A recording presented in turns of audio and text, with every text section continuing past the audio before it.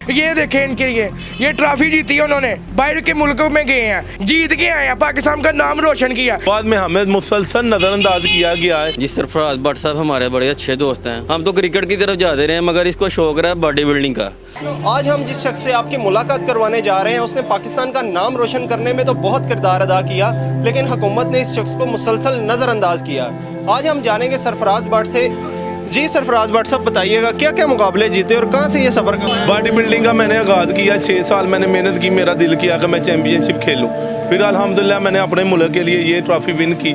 फिर मेरा दिल किया कि मैं जो है बाहर की कंट्रियों में गेम खेलूँ, वहाँ मैं सिलेक्ट हुआ ग्रैपलिंग में। ये देखें जी आज भी वर्ल्ड रेसलिंग का झंडा मैंने पहना हुआ है, पाकिस्तान का झंडा ये गेम है वर्ल्ड रेसलिंग, इसमें मैं सिलेक्ट हुआ हूँ। 22 करोड़ वहाँ में जो है मैं सिलेक्ट हुआ हूँ। अल्हम्दुलिल्लाह मैंने वहाँ से मुकाबले विन किए हैं, वहाँ के लोगों ने मुझे बहुत प्रमोट किया है। हमें तो बहुत फ़ख्र होता था जी जब हम आउट कंट्री में थे कि हम पाकिस्तानी हैं, लेकिन हम जब वापस आए हैं पाकिस्तान में हमें तो बड़े हार्ड शाट इन्होंने डाले हैं स्टार्टिंग में, बाद में हमें मुसलसल नज़रअंदाज किया गया है। हम नौजवानों को किसी किस्म की सपोर्ट नहीं इन्होंने की, किसी किस्म का किसी वज़ीर ने आके नहीं पूछा कि तुम्हें कोई चीज़ चाहिए ना चाहिए, कुछ ना कुछ किसी किस्म की कोई सहूलत नहीं इन्होंने हमें दी।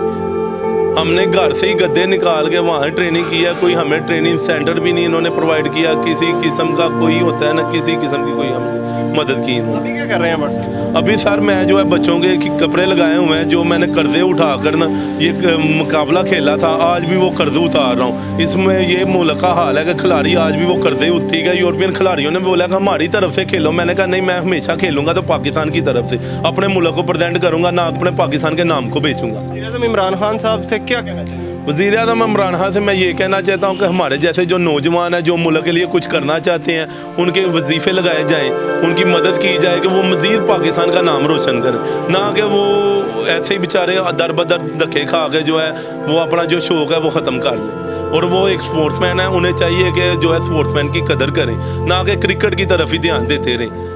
और जो हमारे सियालकोट के डार साहब हैं उस्मान डार साहब, मेरी उनसे भी अपील है कि उस्मान डार साहब प्लीज़ हमारी तरफ भी थोड़ा सा ध्यान दें। कामयाब जवान प्रोग्राम तो आपको मिला है, लेकिन जवान तो इधर धक्के खा रहे हैं। जो नौजवानों के लिए तो कुछ अभी हुआ ही नहीं है, पता नहीं कौन से नौजवानों को दिए जा रहे हैं जी लोन, हमें तो किसी ने अभी तक पूछा ही नहीं है। जो जिन्होंने मुल्क का नाम रोशन किया हुआ वो बेचारे ऐसे हैं, तो बाकियों का क्या हाल होगा अब ये अंदाज़ा लगा लें। देखें जी मुझे तो बहुत दुख हो रहा है कि मुझे किसी किस्म की यहाँ पर इन्होंने सपोर्ट नहीं है की। मैंने इतने कर्ज उठा के इस मुल्क के लिए इतना कुछ किया है, लेकिन आज भी मुझे नज़रअंदाज किया जा रहा है, मुझे बहुत दुख है। देखिए जी मेरे पे इतने भी कर्जे चढ़े हुए हैं कि मैं अभी तक उतार रहा हूँ। मुकाबला 2016 में खेला हुआ, आज 22 आ गया, लेकिन आज भी वो मैं कर्ज उतार रहा हूँ। लेकिन आई एम प्राउड कि आई एम पाकिस्तानी।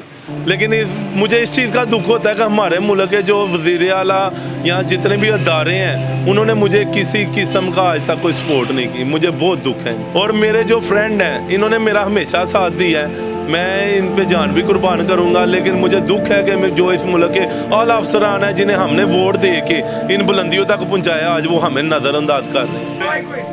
हाँ जी बिल्कुल, हमारी सरफराज भट्ट से बात हुई है। उसको कहना है कि पाकिस्तान का नाम रोशन करने के लिए उसने कर्जा लेकर बरूने मुल्क जाकर पाकिस्तान की इज्जत में तो इजाफा किया, लेकिन यहाँ पाकिस्तान में आकर उसे मुसलसल नज़रअंदाज किया गया। सरफराज भट्ट ने हुकूमत वक्त वज़ीर-ए-आज़म इमरान खान और वज़ीर-ए-आला पंजाब से पुरजोर अपील की है कि इन जैसे जो खिलाड़ी हैं उनकी तरफ भी नज़र दौड़ाई जाए।